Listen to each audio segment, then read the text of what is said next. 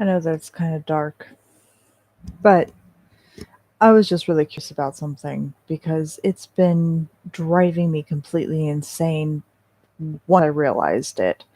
I don't know if anyone else out there reads mangas like I do, but if you do, um, has anyone noticed that the villainess is not actually a villainess?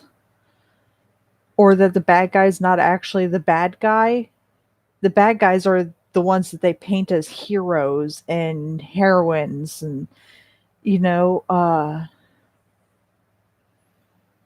don't know if anyone else reads them as devoutly as I do. Um, I don't know if that's the right term for it. Well, I guess obsessively as I do. Uh, Something just occurred to me today while I was reading these. While I was reading a new manga I had started. Um, and the woman that they painted as the villainess didn't do anything wrong. I mean, after the fact, she did. Yes, she kind of lost it. That was her true love. Okay. So, I've noticed that in just about every manga I've read, the one that they're saying is the bad guy isn't actually the bad guy. Uh,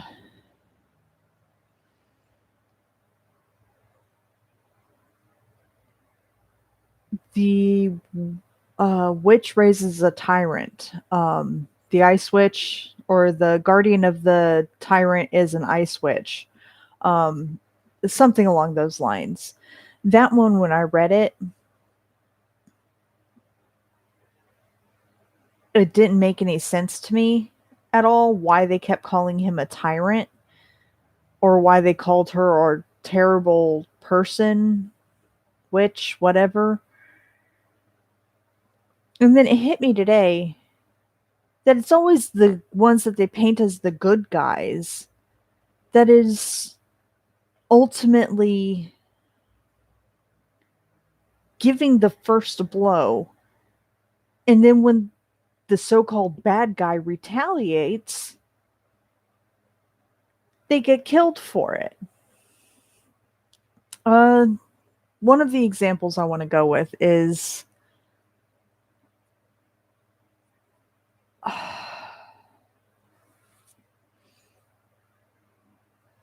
the villainess is a marionette. They called her a villainess when technically she's not. The bad guy in that story was her brother, her half brother, brother or half brother. I can't remember which is which. Um, he used her and then killed her for it. And he got painted as a hero in the story. And the same with the with what was he, a duke, I believe, in that story, Raphael. Um he was also one of the ones to give the villainess the first blow. Uh you know, it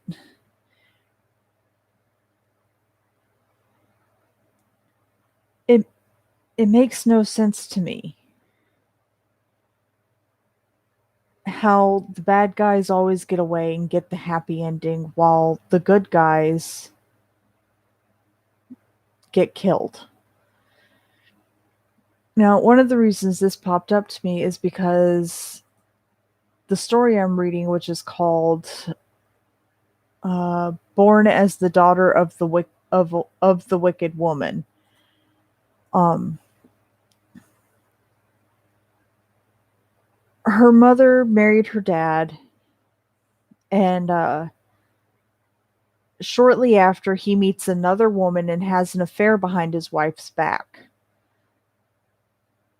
And then when the wife finds out and tries to,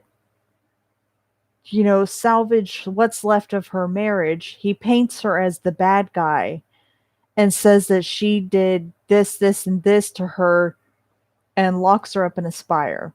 Now, for those who don't know what a spire is, it's a long tower with a pointy roof. Um,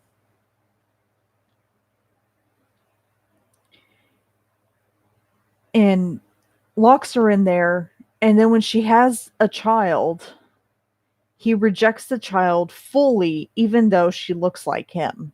She has his eyes, has her mother's hair, but her facial features and her eyes look like his. He rejects her fully. They end up killing the little girl's mother. And the Duke goes back to marry the hero, well, the heroine, and lives happily ever after, while not only the mother, but the daughter gets killed as well. She has her daughter in the spire, and although she took care of her meals and made sure that she was safe and everything, her main focus was looking for the Duke. That was her true love. And everyone painted the child as the bad guy as well because she was birthed from an evil woman. Well, when the daughter comes back to the spire to say goodbye to her mother after being thrown in an orphanage, she sees her mom at the last part of her journey. And then once they get to the bottom of the spire, the guards throw her out of the door and start telling her that if she ever does anything despicable like that, they'll do the same thing to her or some shit like that. And the dad shows up just to confirm that the woman is dead. Lifts up the cloth over her face. Oh, she's dead. And then puts it back down and turns around and whose kid is this? And one of the maids that was with one of the workers from the orphanage turns and says, this is your daughter.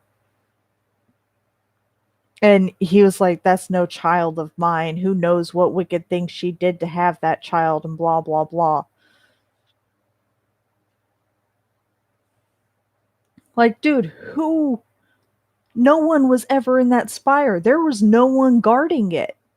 They locked the door at the tallest tower and left. The only time anyone went up there was a maid to deliver food once a day. They didn't even feed her properly. And then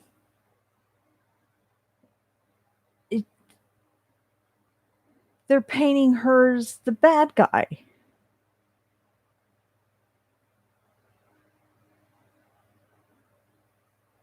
Like, how? He went behind his wife's back, had a fucking affair, and he gets away with it. Like, any woman in her right mind that catches her boyfriend or whatever cheating,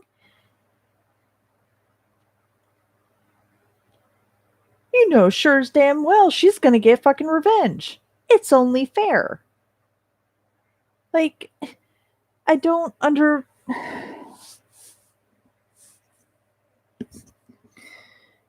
I noticed this with just about every story I've read. Now, fair that some stories don't play out that way. I get that. Um,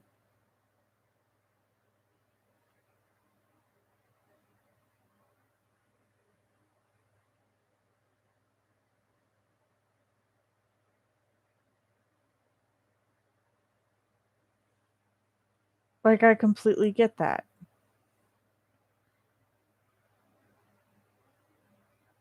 I I've just noticed this with every single manga that I've read. it's the good guys, supposed good guys, delivering the first blow, handing out the first punch left and right, and then blaming the so-called villainous for retaliating. Um, I don't know if anyone else has noticed that. Uh, the Tyrant's Guardian is an evil witch. Yeah. Um, then there's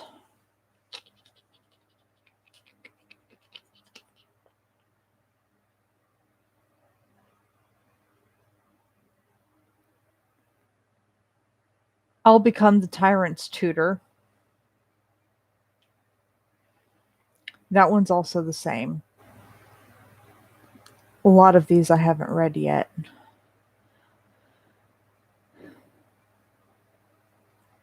Yeah, there's a lot on here that I haven't read yet.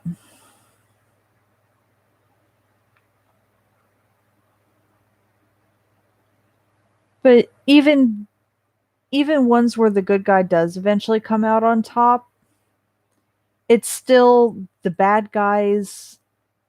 Well, okay, the White Lily bitches that are delivering the first blow, and then when they get a comeback, they try to paint that person as a villainess.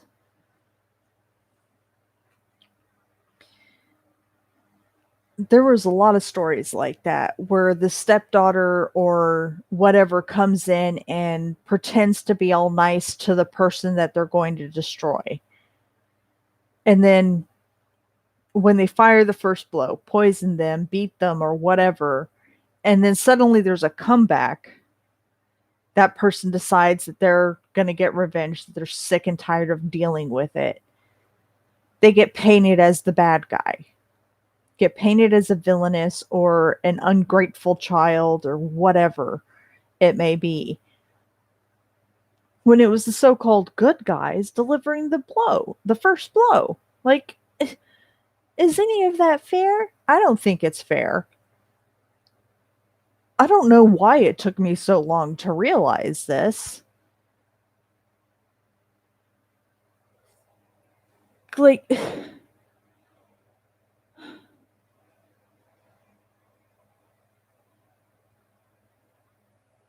it makes me wonder, is that the same with I'm going to have to go back and reread every story and go back and watch every anime that I've ever watched and every movie that I've ever seen to see if, you know, if it happens with everything that I'm watching.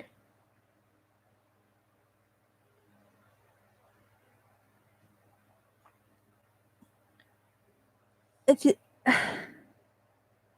I just I don't know why that occurred to me today, but it just hit me like a ton of bricks. I'll tell you what. And I haven't been on for a couple of days because I've been having severe back pains. And it took me 2 cycles with 5-minute heated rice sock just to get the pain tolerable. Like, I can feel it. It still hurts. But it's not as bad. I can actually turn my head, which is fantastic. Um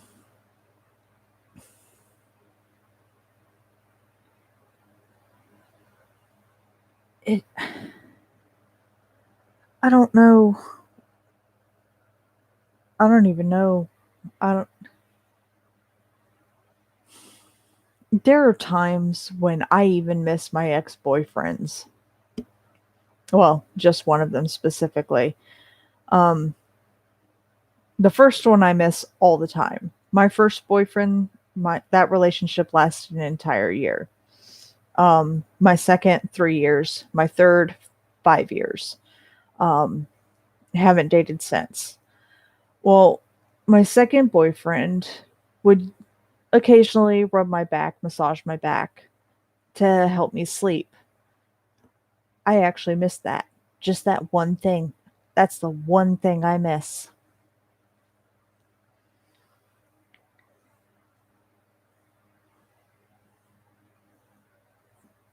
But anyway, I've I've noticed that with a lot of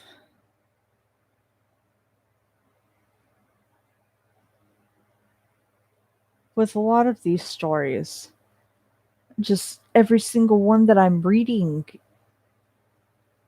it's like it's replaying in my head and it's like, really? How did I not notice this?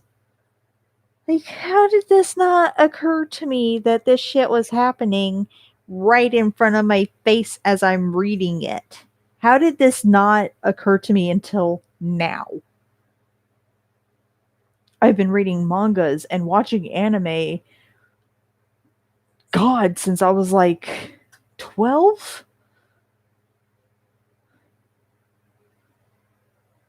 And it's just occurring to me now. Like, I don't.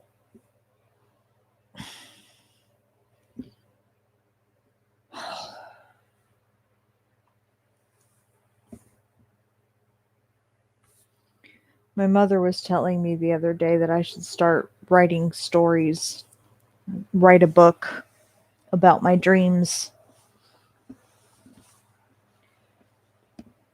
Give me just a second.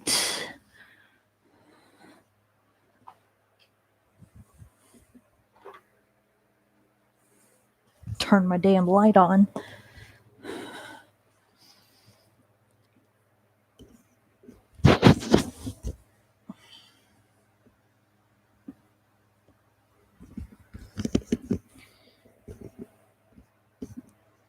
Like,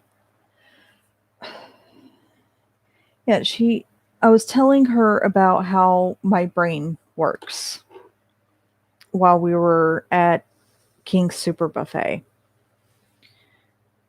And for two people, it's only $26, which is really cheap. In fact, it's about the cheapest thing we've done together, aside from going to Little Caesars. Was it Little Caesars? Cece's Pizza. There we go. And I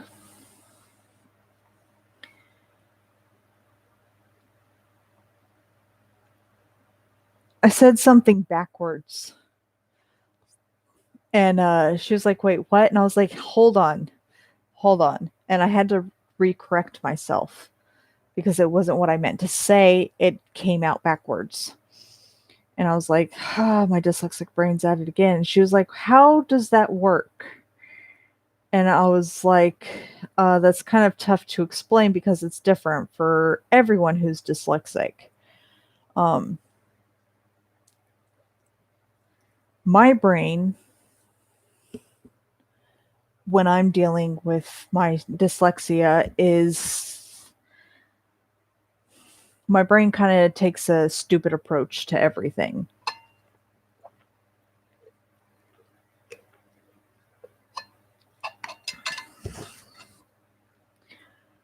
My brain takes a sentence or just one letter and doesn't know what to do with it. Sometimes the words will flip backwards for me. Sometimes a letter will be backwards or it'll be upside down or flipped.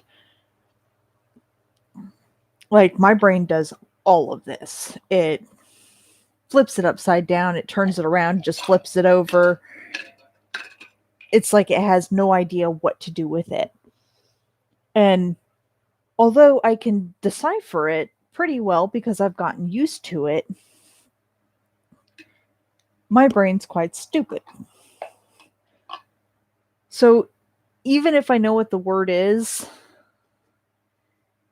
my brain still doesn't understand what's going on.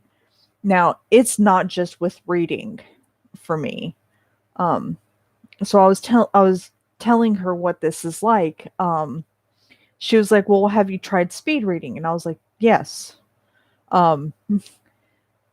Like where you take your finger and you drag it quickly across the page and you try reading it as fast as possible. Now, I can speak really fast, But when it comes to reading, there's a whole nother issue. So when I went to these classes that were supposed to help people with dyslexia.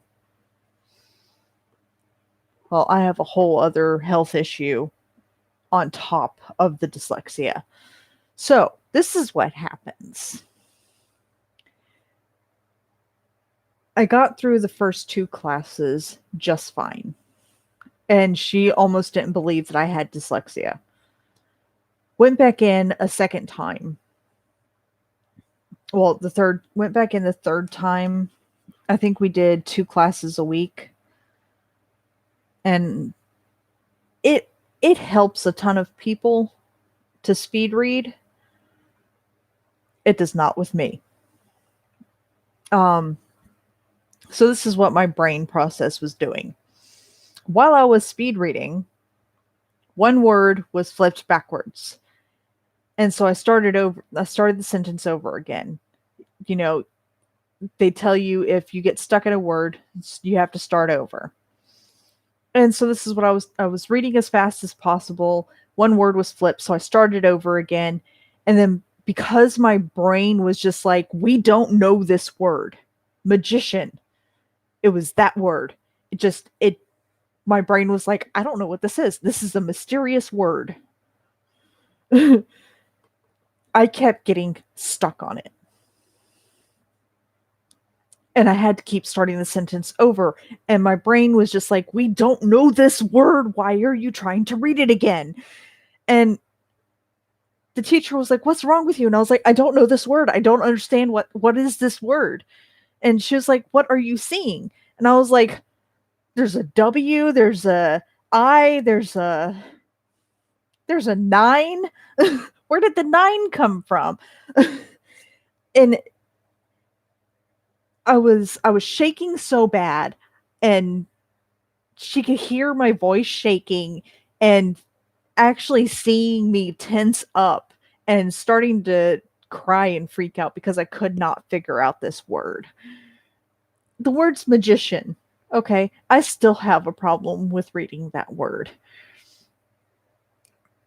And she was like, okay, I'll tell you the word and then you just reread it. And I was like, okay. And I started to calm down just a little bit. Well, she was like, magician. And I was like, okay. So I started reading the line again, got stuck at magician again. And because I kept trying to push through it, my brain was like, okay, yeah, no, we've had enough of this. Shut down. And I had a seizure. Now, my seizures aren't flop on the floor and shake. My seizures don't do that, but my seizures are grand mal. My seizures consist of me trying to break my own neck. Mainly because if I'm sitting still like I was, it's perfectly fine. But let's say that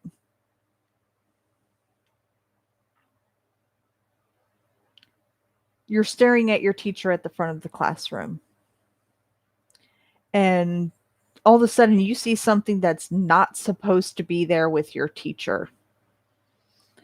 Like dog peeing on a fire hydrant or flowers blooming around your teacher.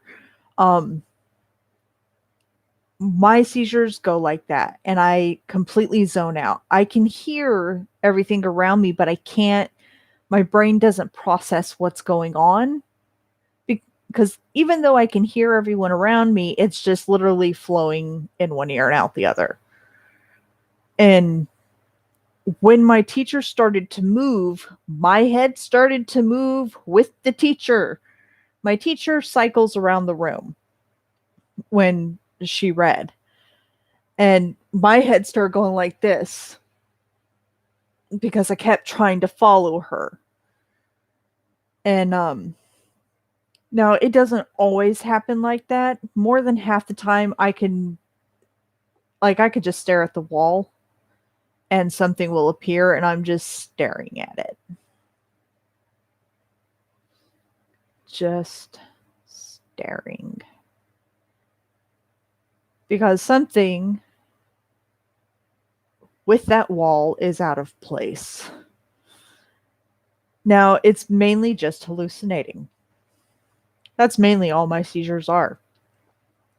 But if the object that I'm staring at moves, it becomes very dangerous because that one part of my body, my eyes and my head, will follow whatever object that is, while the rest of my body is frozen. I can't lift my hand and tell someone to just give me a minute. I can't do that. I can't speak. I can't move. But my head is free to do what it likes.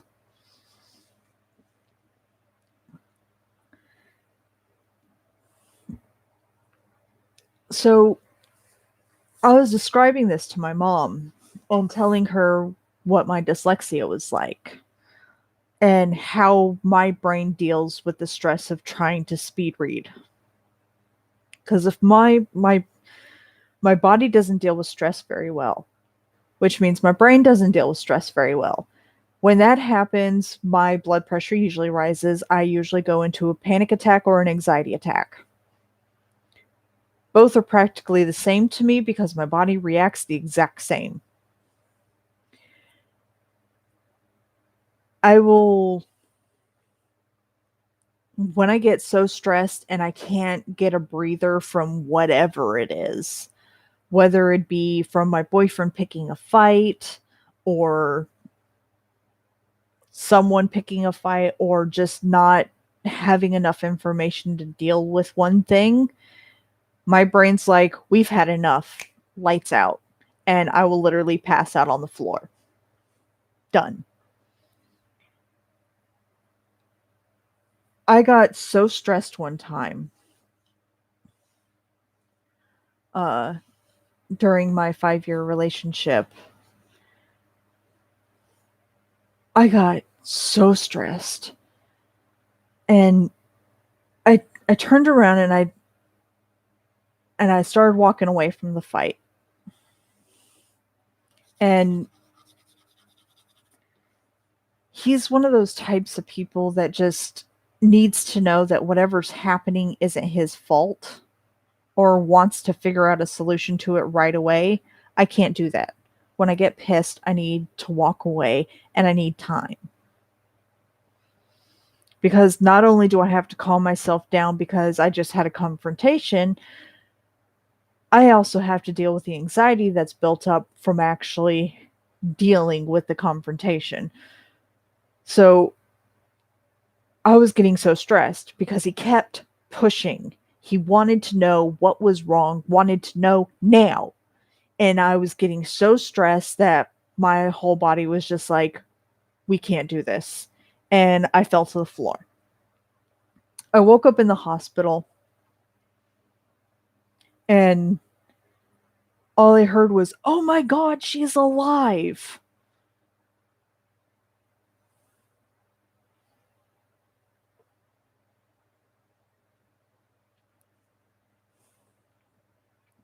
And the doctors came rushing in, checking my heartbeat, my pulse, and everything like that. And they're like, oh my God, you're alive. And I'm like, well, fucking duh. I was like, right here, moving. I was like, what the hell am I doing in the goddamn hospital? And my body got so stressed at that one. It only happened the once, but I do pass out when I can't deal with stress. But this has only happened the one time. I was rushed into the hospital, and the doctors could not find a pulse, could not find a heartbeat, could not find any brain activity. There was no breathing. My body was cold.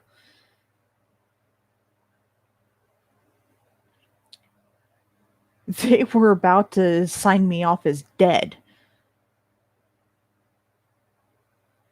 And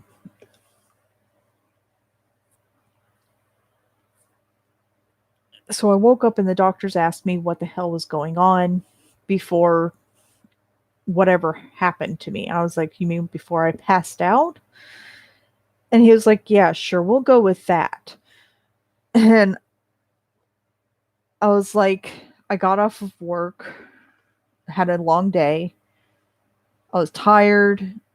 Um, my boyfriend picked a fight with me, and I got so angry that I actually started fighting back, started arguing back with him. And then I remember turning away to walk away and told him that I needed a minute. And he didn't give me that minute. He followed me all throughout the house, kept pushing and asking what was wrong, what could he do to fix it, and blah, blah, blah.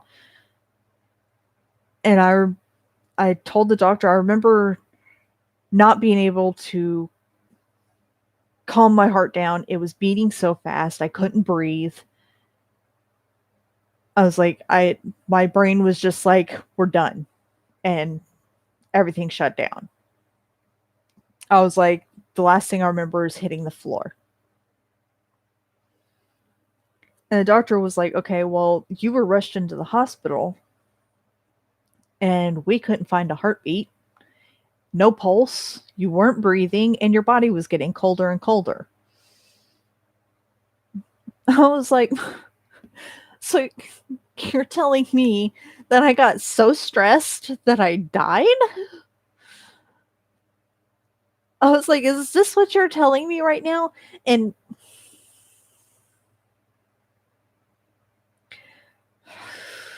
I have to calm myself down. Just give me a second.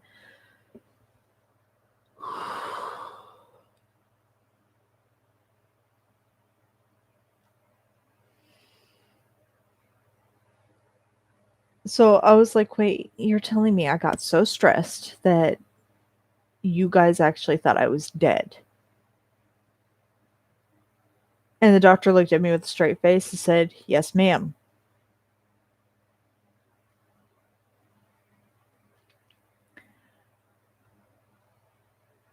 I looked over at the door, saw my boyfriend's face, and I was like, you fucking killed me.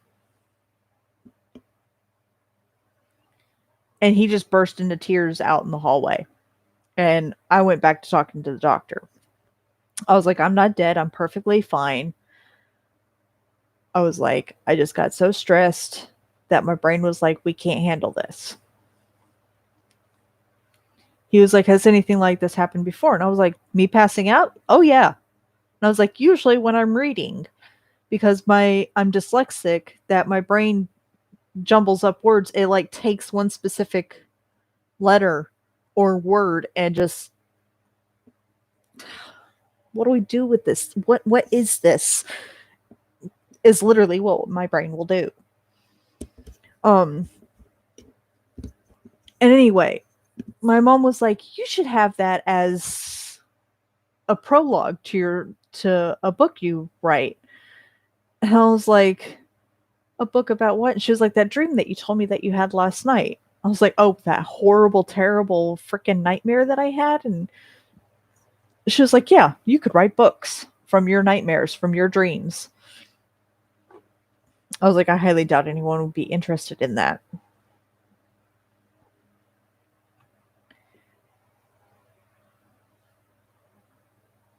And she was like, have that as the prologue. So I actually started writing it. I've gotten through the prologue. The issue is, I don't know how to do the story. I can't write. I can't write for squat. Can't do it. Couldn't do it to save my life. English sucks, and I'm terrible at it.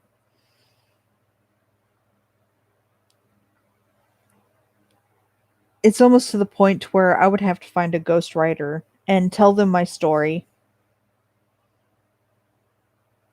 so that they could do it. Because the prologue, my God, that took me forever to finish. And it's just a short story about how my brain works. How my brain takes one letter and just doesn't know what to do with it. It's like alchemy or algebra or calculus or trigonometry. It makes no sense. There, for some people, math comes easy. Algebra came easy for me, but everything else made no sense. Because my brain will turn a number into a letter, or a letter into a number, or flip it backwards, or upside down, or flip it and put it upside down, or, just whatever. It'll it causes me a lot of problems.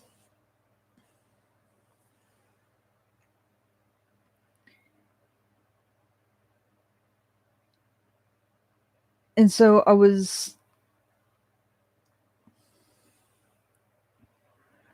going through all of this, and I kept thinking, if I had a ghostwriter, like, oh my god, the stories that we could write. They wouldn't necessarily be children's books, but they wouldn't necessarily be adult books either. Because although my dreams get pretty violent, more than half the time I'm just running from a family member.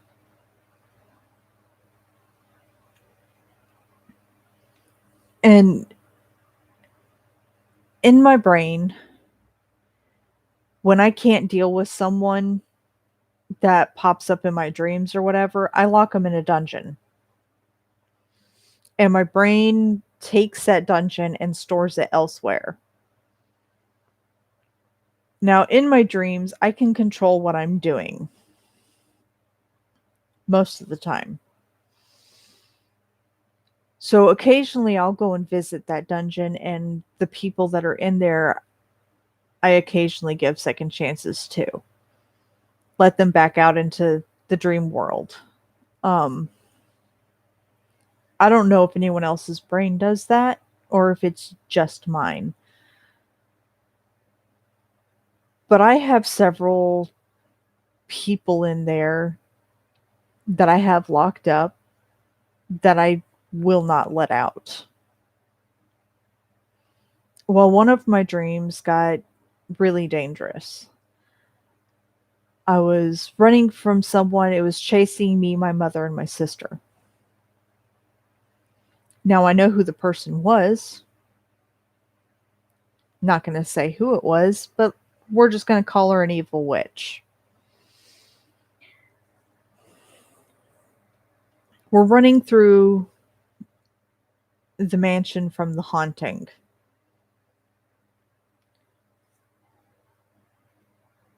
And this is the one with Liam Neeson in it. So if you've seen it, you know the mansion I'm talking about.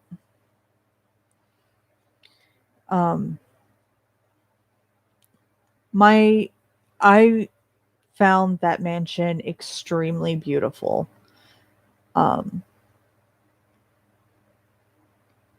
So for some reason, my brain decided it was going to construct it as the place where all of my dreams now take place.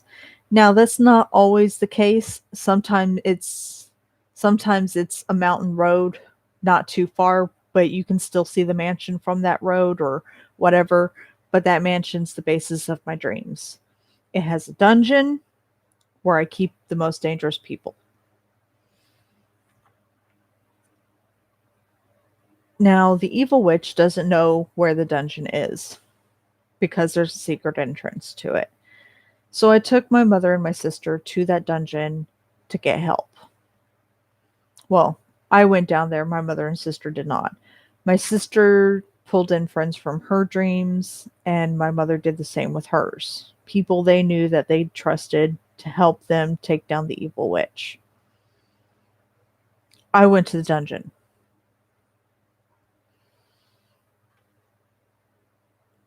I went and let bandits out, hunters out, um, all sorts of evil people that have murdered people in my dreams, including me.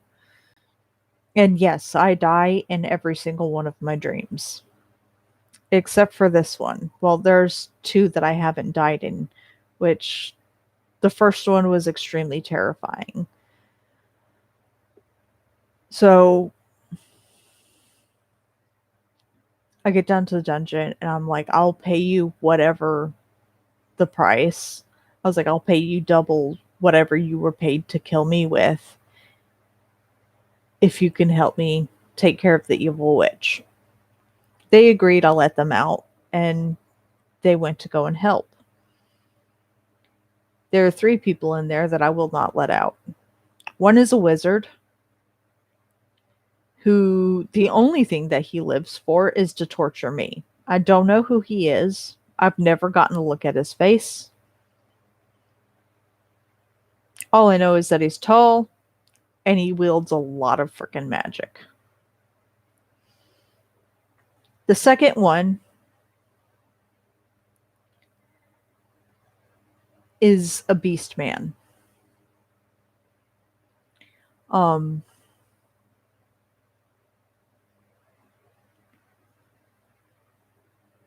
Got wolf ears, a wolf tail.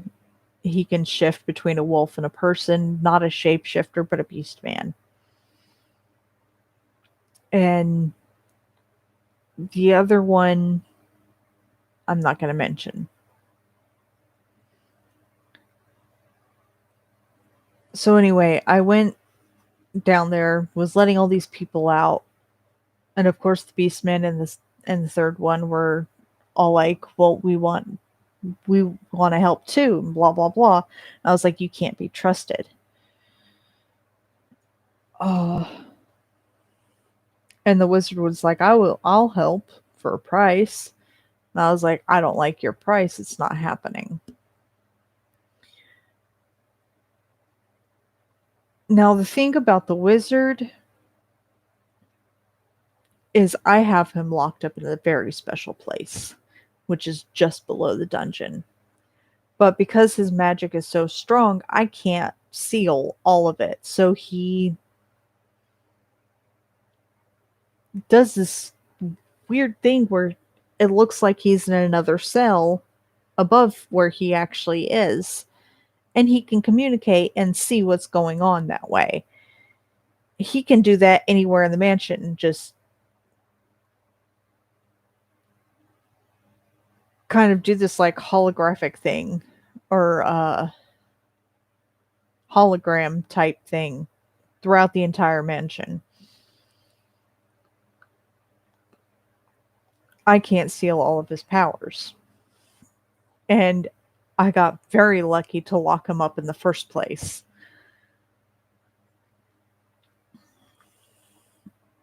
He's been locked up in there since I was literally 10 years old. Kept him locked up.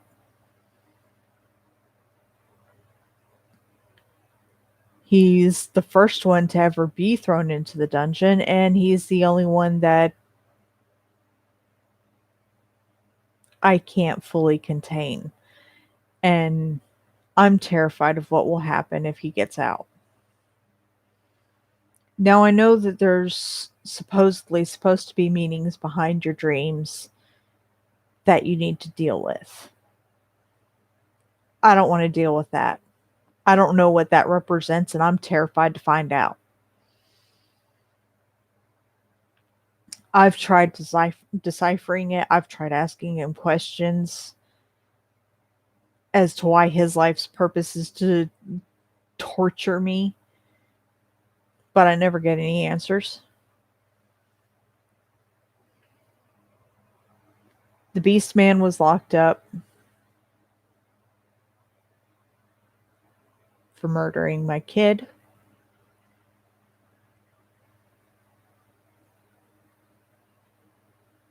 And the third one was locked up for harming my mother.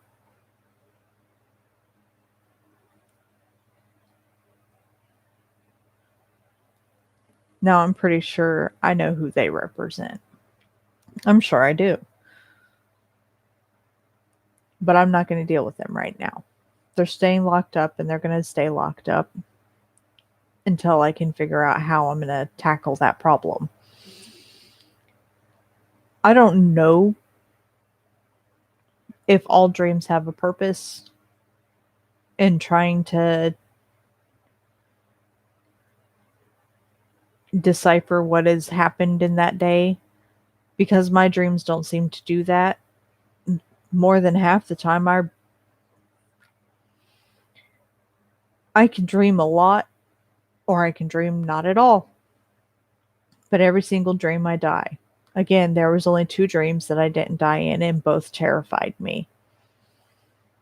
The first one was 2 old men in a park that I walked by, and I watched them play chess. That scared the living hell out of me. That I literally woke up sweating and screaming. Now everyone would probably be like, well, that's a weird thing to freak out about. It's just 2 old guys playing chess in a park. My life has been total chaos, so the silence and the birds chirping and everything like that, that was completely terrifying to me. And so the second one was running from the evil witch in the castle. There's been 2 parts to that dream so far. And I'm really hoping it doesn't pop back up again, because it's terrifying.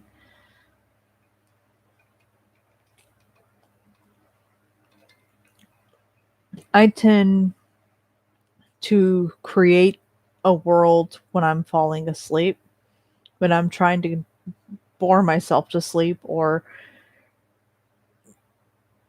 just trying to think up my own story while I'm going to bed. I lay down and I get comfy, the lights are all off, got the fan blowing in my face, and sit there and I'll rock myself to sleep while thinking of a story. Now, usually my stories start with describing the place that I want to be in,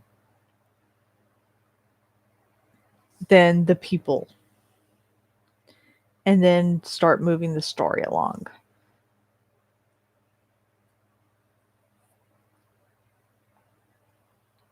I usually tend to fall asleep about halfway through my own story.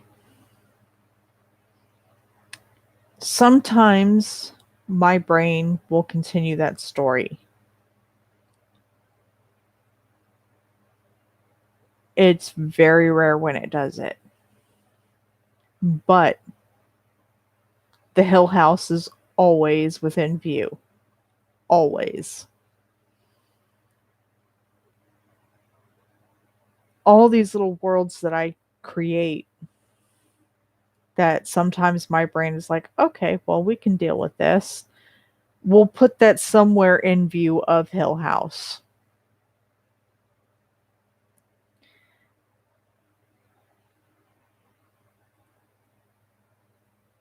It, I don't know if anyone else's brain works that way. Mine does.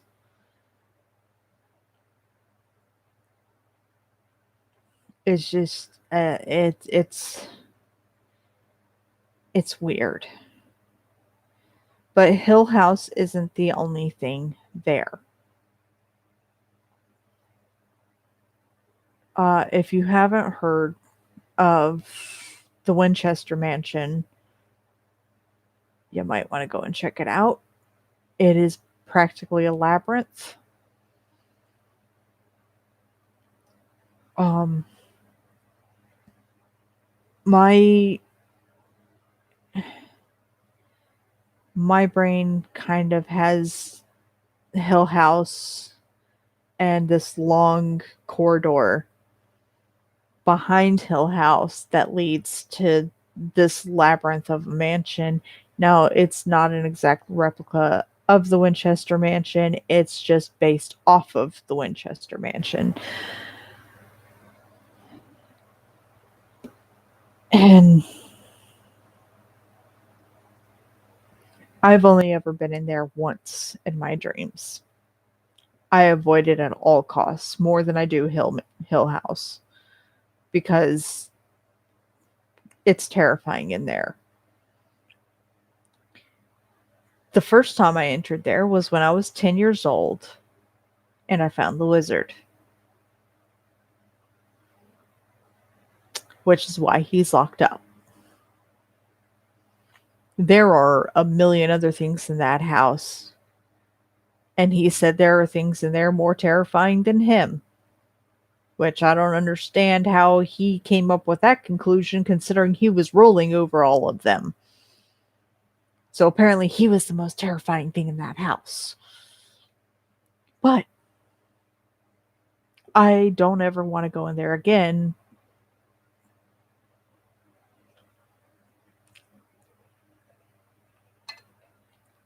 But I might have to if no one can get rid of the witch. But anyway, I just wanted to share that with you guys. I know that no one watches these, and probably no one cares either. But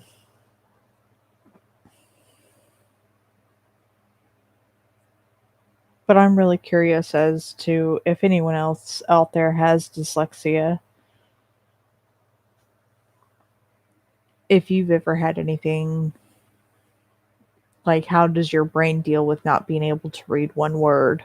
Or how do you deal with that? Is yours the same way as mine? Is it different? Same with your dreams. Do you remember your dreams? Because I've heard that no one remembers their dreams. Yet I remember every single one of mine. I literally have a journal of all my dreams, and I don't show it to anybody. Some of them get pretty dirty.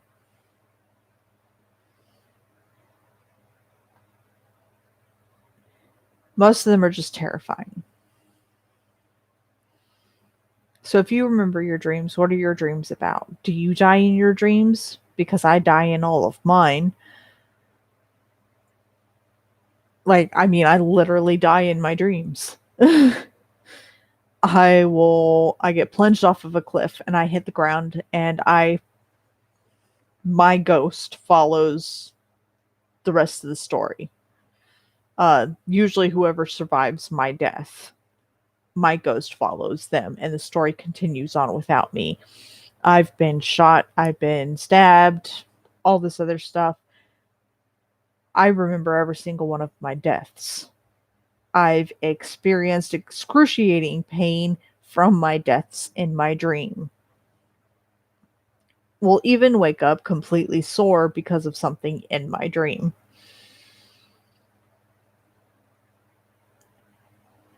They're terrifying. And I haven't met another person like me. So, from now on, I'm going to do channels about my dreams or how my brain functions. Occasionally, I may find a story to read and read it to you guys. I do know that at some point I'm going to pick up the Twilight books again. And I may read them on stream just because. If I can ever figure out how to do the overlap thing, where I have my video up there in the top corner or bottom corner or whatever, and then play a game, if I can figure out how to do that, I will do that.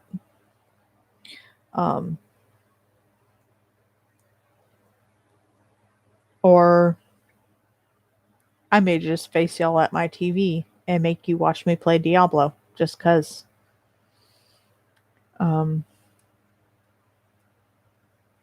Like, I don't know. But I'm going to start talking about my dreams a lot more. And hopefully, if any of you have anything similar to mine, I hope that you'll tell me about them.